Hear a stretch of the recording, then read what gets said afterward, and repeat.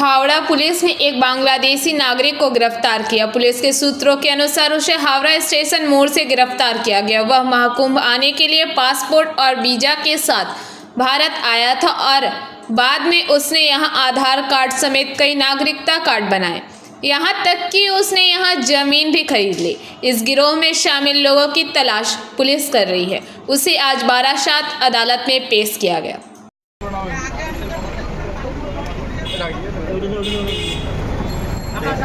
কোথা থেকে এই আই কার্ডগুলো বানিয়েছিলেন? আই কার্ড, আধার কার্ড কোথা থেকে বানিয়েছিলেন? কবে এসেছেন বাংলাদেশ থেকে? কবে বাংলাদেশ থেকে এসেছেন? কবে? হ্যাঁ হ্যাঁ 15 ফেব্রুয়ারি।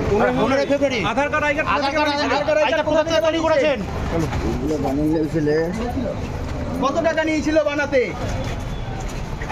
কত টাকা দিয়ে এগুলো বানিয়েছিলেন? তখন ওই 5000 টাকা করে লাগছিল। 5000 টাকা করে লেগেছিল? আরে বিক্রম নে মোবাইলটা। বিক্রম ফোনটা আছে।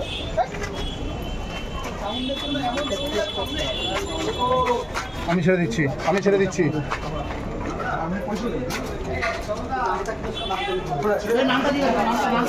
কি নাম আপনার? হিরেন।